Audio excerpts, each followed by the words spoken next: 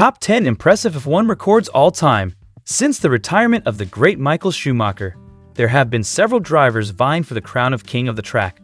While there are many great drivers in Formula One, most experts agree that it's currently a straight-out race between Lewis Hamilton and Max Verstappen for top billing.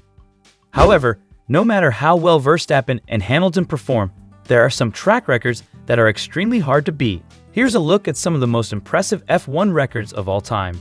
Don't forget to like and subscribe to our channel for future interesting videos. 1. 1988 Monaco GP, Senna's pole lap. He approached qualifying like it was a religious experience. McLaren's team manager Joe Ramirez said, only 3 races into his McLaren career, his determination to outpace Prost raised Senna's commitment to an almost spiritual level, and Monte Carlo was the place where it all crystallized. He ended up 1.427 seconds ahead of Prost. The gap to third-place Gerhard Berger was 2.68 seconds. I was in a different dimension. The circuit for me was a tunnel, and I was just going. I realized I was well beyond my conscious understanding. I was way over the limit, but still able to find more. That was the maximum for me. No room for anything more. Senna's form in the race was equally majestic until lap 67 when he slithered wide into the barriers at Portier and crashed out, handing Prost the victory. Human after all then. 2. 1957 German GP, Fangio wins.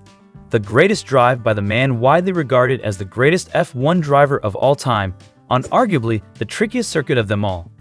Driving the immortal Maserati 250F, Fangio was battling the Lancia Ferrari D50s of Mike Hawthorne and Peter Collins. Team manager Nello Ugolini proposed running less fuel and softer tires, a lighter car being better suited to the Nürburgring's abrasive surface than doing a single pit stop. Fangio was leading, but when his stop on lap 12 was bungled, he found himself in third place, 30-plus seconds adrift. What followed was a drive of superhuman character. When chief mechanic Garino Bertocci gave him the fly-out signal, Fangio set a succession of new lap records as he reeled in the Ferraris.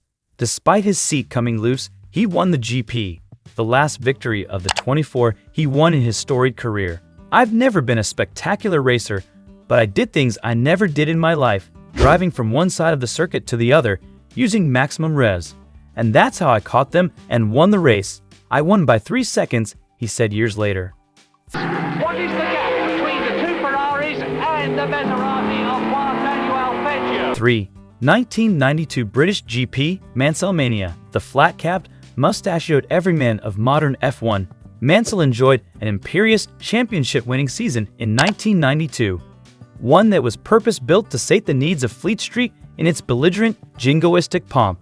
Rarely has F1 had a more populous moment than 92's British GP, which Nige won from pole position, having led every lap, with the fastest lap in the bag too, and eclipsing Jackie Stewart's 27 race-winning record. The crowd burst the Silverstone banks and flooded onto the circuit. Simpler times somehow.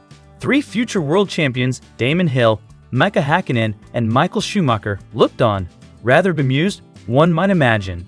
Mansell gave the stop and offer for the second year in succession a lift to air. 4.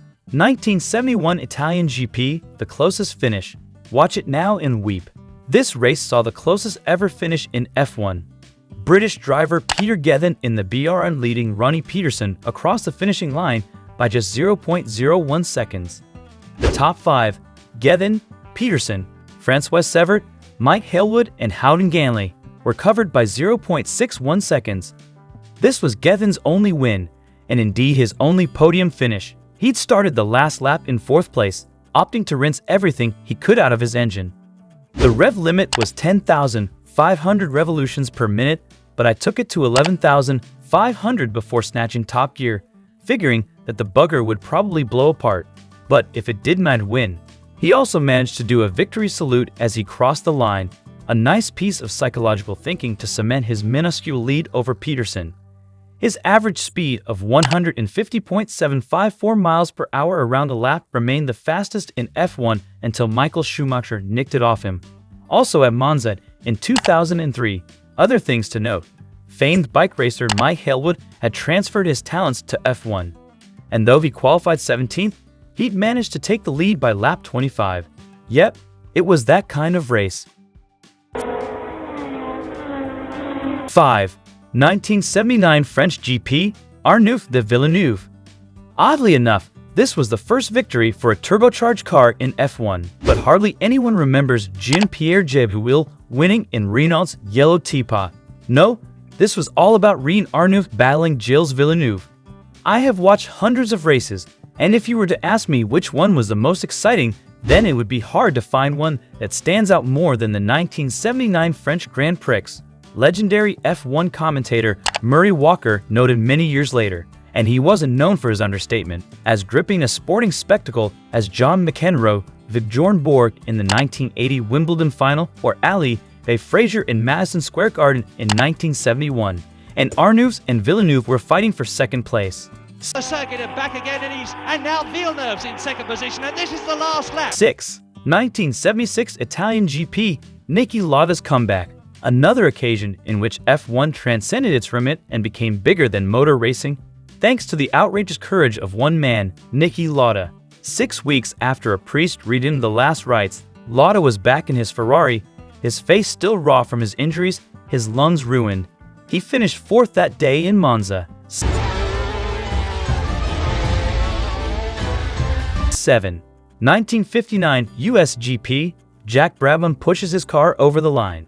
At Sebring, the 59 F1 World Championship was settled when Jack Brabham's Cooper T51 ran out of fuel on the last lap. With enough gap to the cars behind, he climbed out and pushed his car up the hill and across the finishing line. His 4th place finish gave him the first of his 3 world titles, and also the first for Cooper, whose rear-slashed mid-engine car revolutionized motor racing.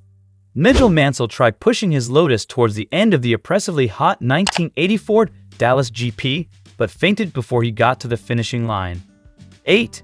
2008 British GP, Lewis Hamilton wins. Although he almost won the title in his rookie season, it was this appearance in front of his home crowd that really gave notice that we had a once-in-a-generation talent on our hands.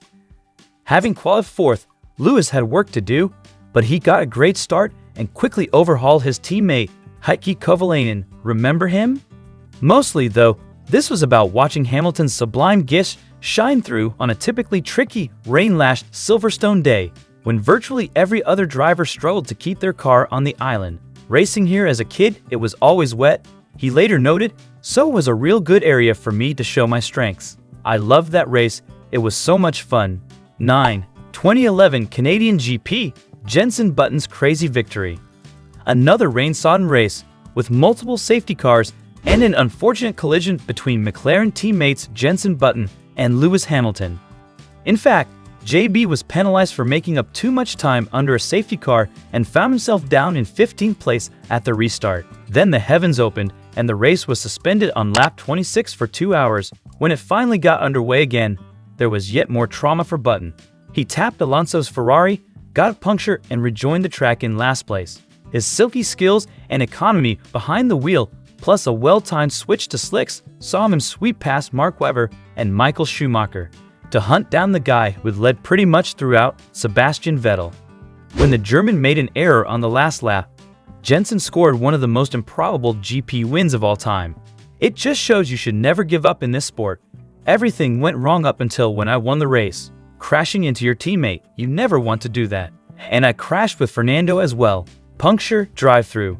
Almost got lapped, was last twice.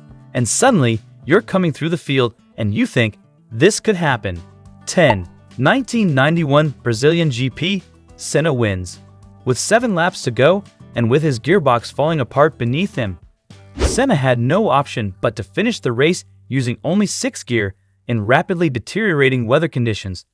He won, just ahead of Ricardo Patrese and Gerhard Berger, but had to be helped out of his car and almost collapsed on the podium. A win for Brazil as much as for Senna, with more emotion than any man could bear, and perhaps a little bit of amateur dramatics. If you enjoyed from this video, don't forget to like and subscribe to our channel for more content. Thanks for watching.